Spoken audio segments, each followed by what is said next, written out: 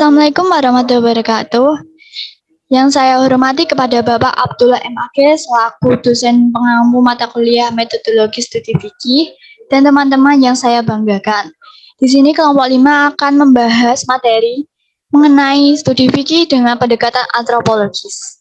Sebelumnya perkenalkan anggota kelompok 5. Yang pertama Linda Novitasari, yang kedua Istiromawati, yang ketiga Intan Dwi Astuti, yang keempat Nur Fadilatul.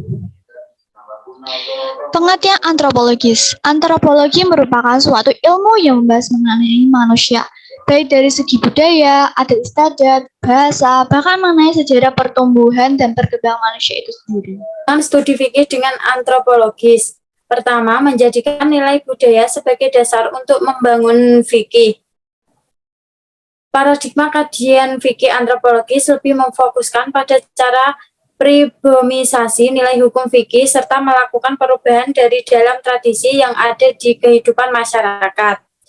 Yang kedua, proses perubahan ajaran fikih di kehidupan bermasyarakat seperti telah dijalankan para ulama fikih Nusantara sebagai contoh Abdul Samad Al-Palimbani menciptakan karya yang bersejarah, Kitab Hidayah Al-Silkin, yang berisi terjemahan dari kitab Imam Al-Ghazali yakni Badiah Al-Hidayah.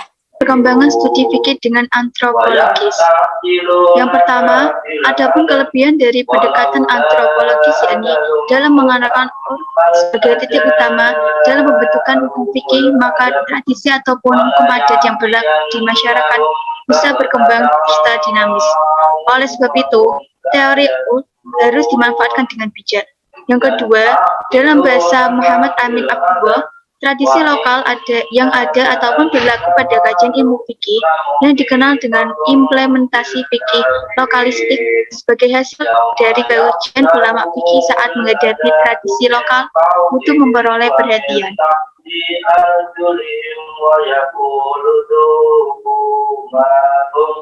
Yang ketiga, adapun pendekatan antropologis akan merekomendasikan wawasan komparatif, yaitu dengan membandingkan tradisi A dengan tradisi lainnya. Yang keempat, antropologi bekerja dalam kursus ilmu usul fikih yang memiliki nilai deskriptif ke norma-norma doktrial. Pendekatan tersebut juga belum mencakup secara harfiah. Yang kelima, cara penggunaan antropologi dikenal sebagai think description yang merupakan bagian dari ungkapan praktek empiris pada hukum fikih, yaitu orang yang dicermati secara sama dan serius, dalam dan berkesinambungan. Selanjutnya, tujuan fikih antropologis. Yang pertama, tujuan legislasi hukum fikih, memberikan ruang dan kemudian bagi pemeluk agama Islam, serta untuk memudahkan mereka mencapai tujuan dari masalah-masalah nyata dalam kehidupan. Dengan melaksanakan paham fikih global yang berlandaskan pada adat istiadat yang dijalankan oleh masyarakat. Penelitian fikih antropologis melakukan yang sudah ditetapkan berdasarkan nilai-nilai budaya pengembangan fikih. Suatu yang ditekankan bukanlah perspektif idealisasi pada aksi universalisasi norma-norma Islam, tetapi ditetapkan dalam mengupayakan bentuk mempersonalisasi nilai hukum fikih dan transformasi sistem kehidupan masyarakat. Sekian dari kelompok kami. Kurang lebihnya mohon maaf. Jika ada yang ditanyakan, bisa langsung ke grup WA yang sudah disediakan. Wassalamualaikum warahmatullahi wabarakatuh.